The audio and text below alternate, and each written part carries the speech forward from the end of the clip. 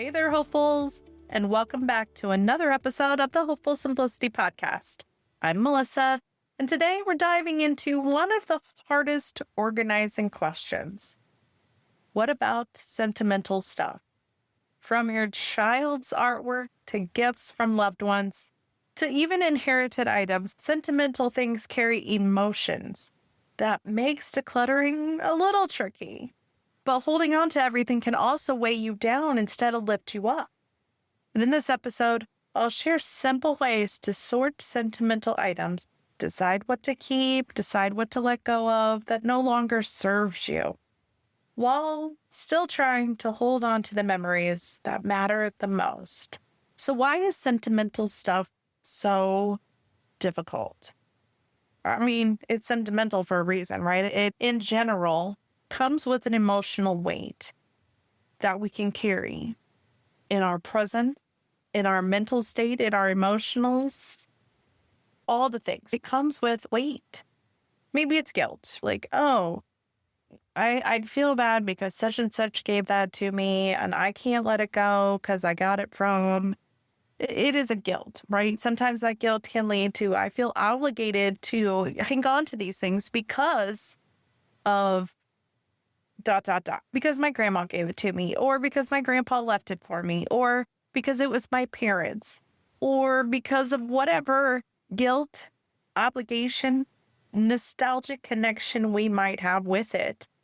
That is the weight I'm talking about. That is the emotional baggage, in a way, that we carry around with sentimental items. It's my spouse's parents this, or my grandparents that.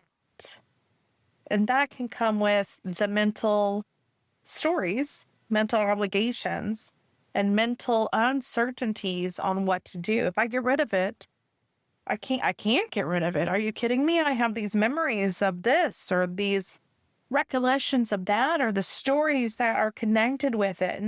And memories are memories. Those are in our mind. And if we're cluttering up our minds with the chaos and stress that could come with physical clutter, then you're not cherishing the memory to the height it could be, to the actual loving connection that you get from seeing an item, but the item is an item. And sometimes we get that confused with the memory that we carry. It is associated, but the memory doesn't change. Like if you don't have 17 screwdrivers, the memory is not going to change just because you don't have the physical clutter. The memory is still there. Now, yes, I understand that if you physically see it, put your hands on it, open the drawer and it's there, that memory can come back. But is that memory being tainted with the, oh yeah, I have 17 of these. So what am I going to do with it? Oh, with this overstuffed drawer that actually causes me some stress every time I open it. Right, with the clanking and cluttering of stuff, that memory is now not only a cherished memory, but kind of a cherished memory with its own baggage. And so we kind of sometimes get stuck in that sentimental clutter catch of memories linked with items, memories being one thing, the item being another. And those can be overlapping and confusing. We have the built-in fear of possibly regretting once we let go of it. Will I regret letting go of my spouse's great-great-grandfather's high school yearbook? Did you know that? Is the regret of one day you're going to feel like you need to sit around and flip through the pages? Yeah, it's neato. It's awesome. But also it could be something the school could display. Something the historic part of the library can cherish. Instead of just something you may or may not possibly regret if you do or don't declutter it. So finding that balance, I understand it's hard, especially sentimentals. Our emotions are in check. This may take a couple listen throughs and check-ins and days or minutes or processes or hours or whatever. You may need to just take it one chunk at a time, have a good cry while you're going through the stuff, and then deuces, then it's out. We need to reframe and separate our memories and our cherished stories from the stuff itself. We need to reframe that. This is such a great memory. I don't want it tainted by the stress that comes with clutter. Now, deciding what to keep.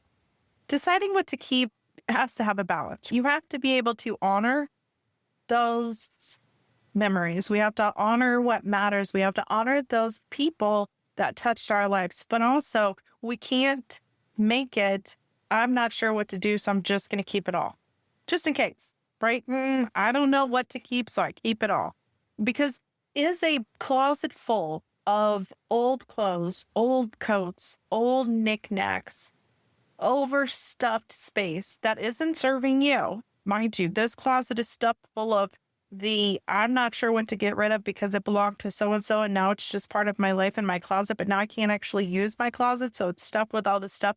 But that stuff is in there, right? So it's not like you are using that closet daily because it's stuffed full of stuff that's not even yours. So now you have a space that you can't use. And you got stuff just stuffed in there. It's not like you're honoring it. It's not like you took her favorite blouse, paired it with her favorite necklace, and made a cute shadow box you could hang on the living room with maybe your favorite picture of them in there.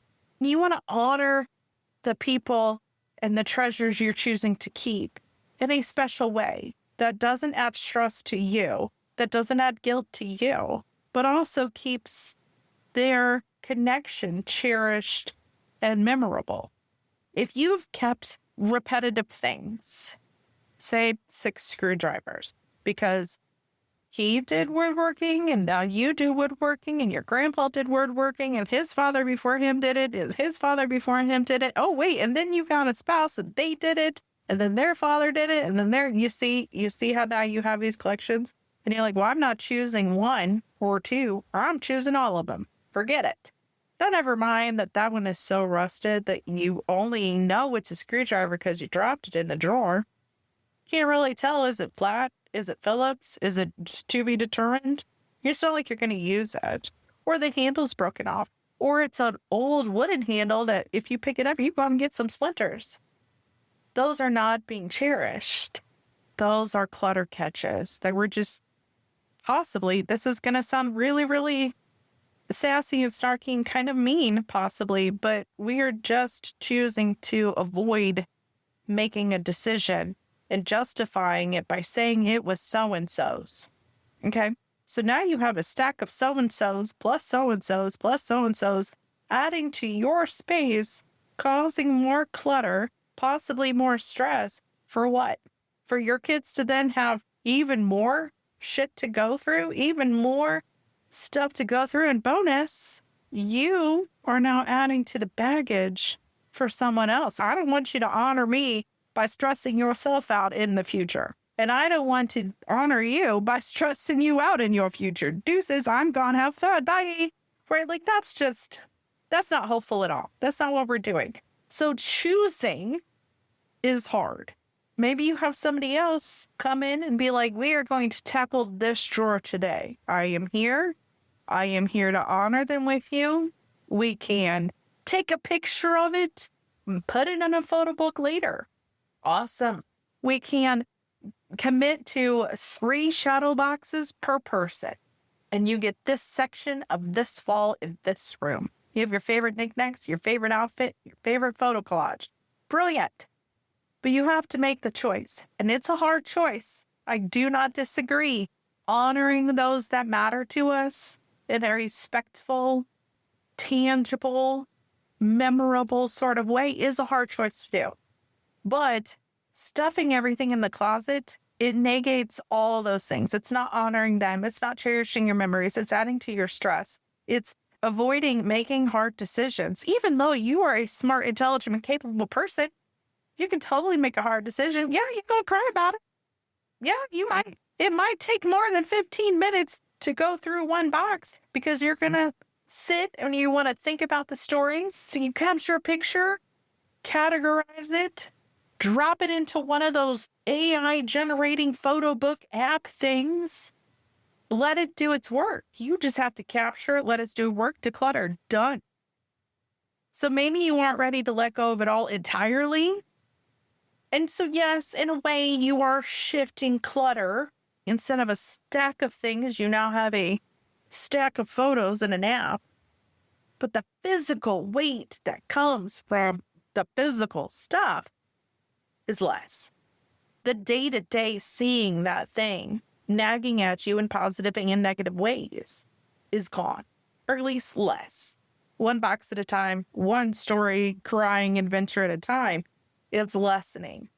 Because sentimental is stuff, but like you don't want to damage the joy and happy thoughts of the person, of your memories, of the stories you tell around the Christmas tree with the weight of the stuff taking up your space.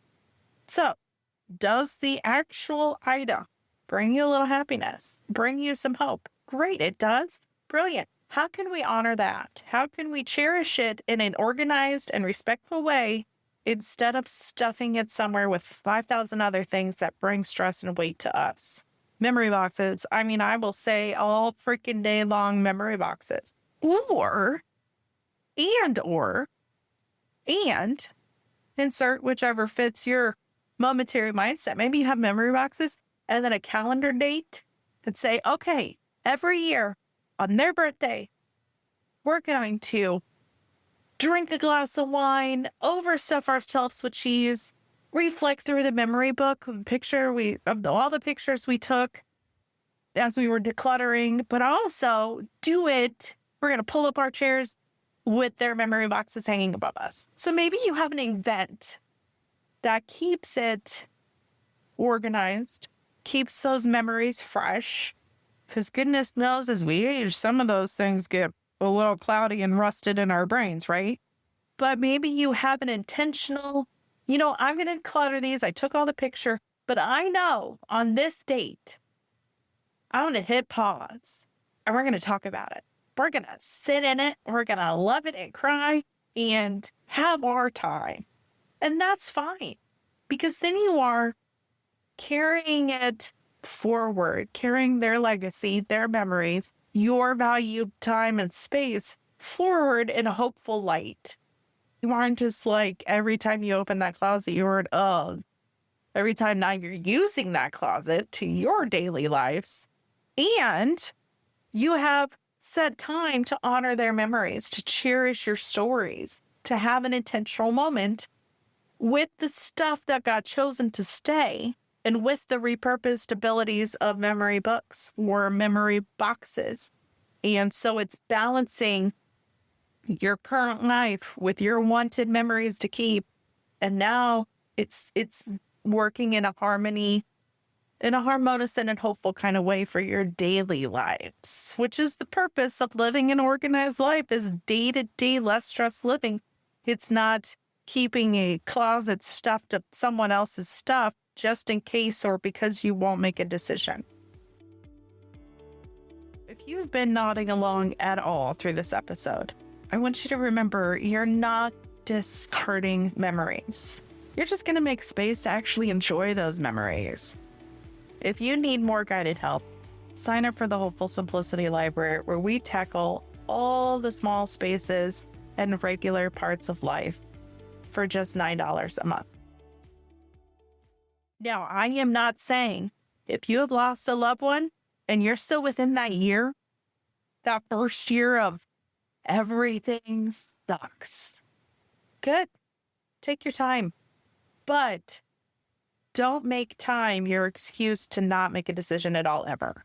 Don't say, I lost so-and-so 18 years ago, and this is my closet dedicated to them, stuffed full of stuff that we're not going to open, because if you open it, everything falls out on you. So give yourself that, as one of my besties would say, that grace and space to do it, but make sure you do it, that you don't just weave that into an excuse to not make a decision. Taking photos before you donate something, 10 out of 10, recommending that. Especially if you're great about making the photos into an organized photo book. And then you can pull out the photo book on your Honor the Memory Day. Go through that. And then you can share it with family and friends without, hey, I'm moving, so I'm going to just go ahead and leave this closet of stuff for you to deal with. No. You can pass it forward on one of your story days. You can honor them and cherish them in memory and friends and family them. You can let go of things with a graceful step into that hopeful, organized system. You can declutter the regret because oh, okay, I let go of these 7 screwdrivers, but I took a picture of them. And then in that picture book, I went ahead and put their pictures next to it or them using it. So you're letting go of it in a respectful, graceful sort of way without the regret of letting go of it. Ideally, without the regret. Repurposing things, holy scrapbooks. I mean, I know we all use like photo books now. Thank goodness for that. Whew. Whew. I remember the day I tried to get into scrapbook and photo booking, and that was just, dang, that was too much. It was too much. Quilt. I have a quilt. If you've shared physical or, digital space with me, virtual space with me, you may have seen my quilt. I remember when my son was little. He's my only child because I just, thank goodness for that. He's my only kid. I didn't want to mess up. It's like, unless it's guaranteed to come out exactly like him, I'm good. But I remember moving his baby clothes totes multiple times. And I mean, I moved out of state with them and then back in state with them. And these things kept getting moved. And finally, I gave myself a deadline. I was like, okay, if I haven't repurposed these into something that can honor and cherish them, I'm not allowed to move them again. And it was hard. Like, that's a hard okay, this is stupid. He's 7, 8, right? He's in grade school. These are his baby clothes. I'm not having more. Why am I lugging this stuff around? It's not like I pull him out and hang out with a bunch of baby clothes. It's not like that's the thing. So eventually they were made into a quilt. Love it. Absolutely love my quilt. Now it's in my spare room on the bench. And it's like, oh, yeah, we repurpose those. The rest actually got donated to his dad, who ended up having more kids. So it actually worked out well. But you can always find like your best friend's kids are having kids, or the donation center down the house, or the rehoming women's and children's center in your neighborhood. There are places and spaces and people that could benefit from your donations and your decluttering. So bonus, you are decluttering your space. You are finding a way to cherish their memories, and you're blessing somebody else. All the levels of success can happen with decluttering and donating and repurposing. You've created your memory block, quilt, shadow box, scrapbook, photo book, whatever. You've created a chunk in space that's organized, simplified, because you didn't try to shove everything in there to cherish that person. But bonus, now you have space physically and mentally, because remember, you're getting rid of the stuff that's physical, but that also gets rid of the mental clutter that comes with overstuffed closets and things. So now you even cleared some of the cobwebs out of your brain to create new memories. Maybe in 5 years when you're sitting around on that person's memory day, oh, you remember last year when we were doing this and you spilled wine all over the floor? That could be a new memory. That it's just then you've layered joys and memories and happy thoughts because you got rid of the clutter, because you got rid of the chaos, because you got rid of the stress that you were holding on to, because decision making is hard, because sentimental stuff, making choices is difficult. You've now cleared that out and stepped into the joy part, and you've kept the 1 or 2 offs that are like, these are the chosen pieces, right? Like chosen, you've been highlighted. You've created an intentional memory space, but also opened up space to make new memories.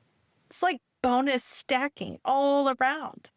Now, I will say, as you are picking and choosing, keep it limited. Don't just choose 6 out of 7 while you decluttered one. Okay, no, 1, maybe 2, maybe. And that is like all capital letters yelling at you in text, maybe 2. Because you want to sustain that balance, right? You want to keep the clutter away. And you don't want to sit in the suck of sentimental decluttering time every year. Just sit in the suck of it now. Make the hard decisions. Limit what you can keep. Maybe you get a small box. Maybe you get the small memory box instead of the giant boxes. And that automatically limits the things you're allowed to keep to honor those memories and hold on to sentimental pieces. If you have a limited space, you can't keep it all. And then if you've got your calendar reminder to revisit what you chose to keep and honor that person's memory. Bonus, you're sustaining the clutter that you got rid of. It's gone, right? You're sustaining the hard work, organized space of those memory moment keepers. You're keeping it organized, but you're also keeping it in check. Once you've donated, once you've decluttered it, you're not going to go get it again. You're not going to ask for it back. But you also want to be like, okay, I did the hard work a year ago, and that was super hard. I'm glad I don't have to do it again, and I can just be happy with the memories and stories that we have together. You are celebrating what you chose to keep and the moments and memories you choose to honor.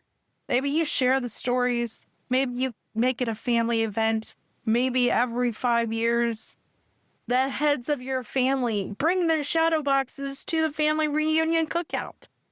And then we can sit around and talk about it and make sure that everybody is there. Those who are gone and those who are still around. Everybody is now involved in the family reunion because it wasn't just stuff. It was stuff connected to shared stories. And so without the stuff, we can still keep the stories alive. Just in a less stressful, decluttered, honorable, and hopeful way. I want to hit pause here for just a second and ask you, what is one sentimental item that's been weighing you down more than lifting you up? That item is what we are going to release today. Sentimental items are tough, but they don't have to hold you still. You don't have to sit in the clutter. By keeping what truly, truly matters and letting go of the rest, remember, give yourself some grace and space, but don't sit in it forever. You can create homes that reflect your memories, represent your stories, but also honor your current and present life and spaces. Sentimental items are tough, but so are you, and you can do this. I have full faith in you, hopeful. All right, next week, we are getting back to the bedroom for accessories. Oh, this girl loves a good scarf or a cute necklace or even a fun bow. So scarves, jewelry, handbags, belts, ties, accessories is what we're going to tackle next week and how to stop them from taking over our get ready spaces.